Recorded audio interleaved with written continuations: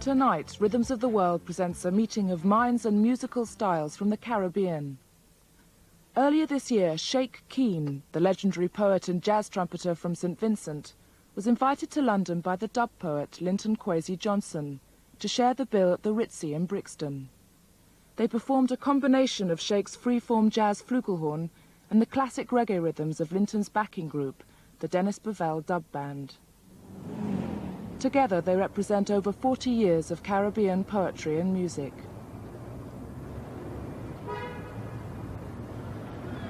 And now, ladies and gentlemen, this is the moment that I have been waiting for. It is a great honor to introduce to you the featured artist in the showcase. He is a man of formidable stature, and I mean that in more than one sense. I first met him 20 years ago when we shared the stage at a poetry reading. It was some years later that I realized, in fact, I discovered that he had been a musical legend in his own lifetime.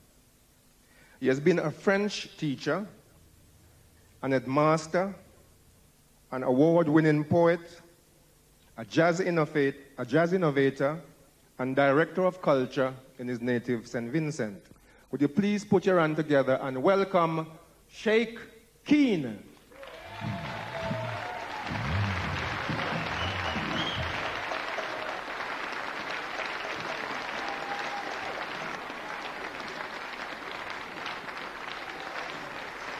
All right, then, brothers and sisters. All right, okay.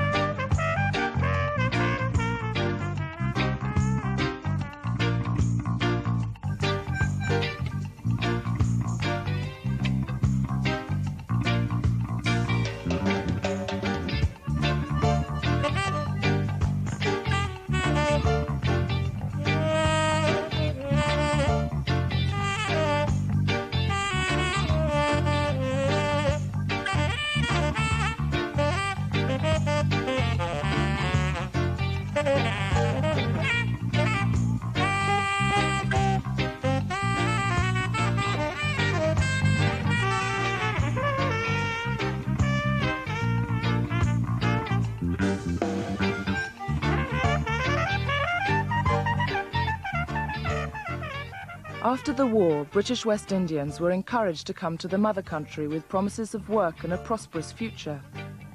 When Sheikh left his native St. Vincent in 1952, London was still the capital of an empire where the sun never set. For many of his compatriots, the first port of call was the London Transport Recruitment Centre. But Keane had other ideas. In the early 50s, Soho's Archer Street was an ad hoc musicians' employment exchange. It also happened to be the site of the Orchestral Association. But more to the point, every Monday morning, musicians of all types and persuasions would gather in the street and hustle for work. Yeah, 1952, a very significant year indeed. The year you came to Britain was the same year that Mrs. Queen came onto the throne. Yes, yes. And that was the year of my birth. And I was 25 years old at the time. So when you came to England, presumably you came as a student, but you had to find some work. Well, naturally, the first thing I had to do was find out some work. So I went to an employment exchange, and the guy found out that I was a musician. So he said, well, you better get down to Archer Street. And that's the first time I ever heard of Archer Street. Got down here on a Monday morning, and place was chock full of musicians. Yeah? You know, yeah. All milling about up and down the street. And It's so a meeting point for it musicians. was a meeting place on a Monday morning. So if you was an impresario and you're looking for musicians, you come here? You come here, you pick one. And if you've done a gig the Saturday night before, the guy said, meet me on the street, that's where you get paid. You know. So did you find work? I never got any work on Arthur Street, but I got it otherwise by telephone and so, you know. Did you ever think of taking up busking? Well, it did occur to me once. I actually did a little busking. I bet a guy, some musicians, £1 that I don't go and Leicester Square and play in the opening on the street. And I did, and I came watching it. Let me show you how. Show us what you did. I was just standing like this, you know, on Leicester Square, and I started to blow, you know.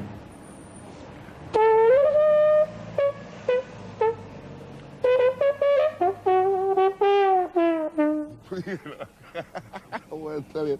Give us another piece, man. Is that all you're going to give me? Another one, Maybe we can make a few bob here if I... You never know, yeah. I made about 6 pounds that day. I come and put something in.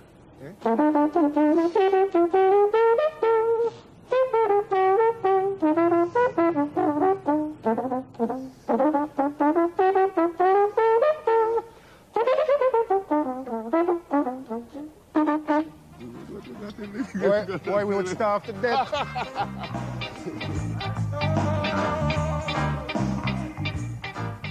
Even by Caribbean standards, St. Vincent is a tiny island. Its economy rests almost entirely on tourism and the production of arrowroot. Sheikh's upbringing was distinctly urban. His father was a senior civil servant, and his family lived in St. Vincent's capital, Kingstown. At school, he received a formal English education and was exposed to the great works of literature.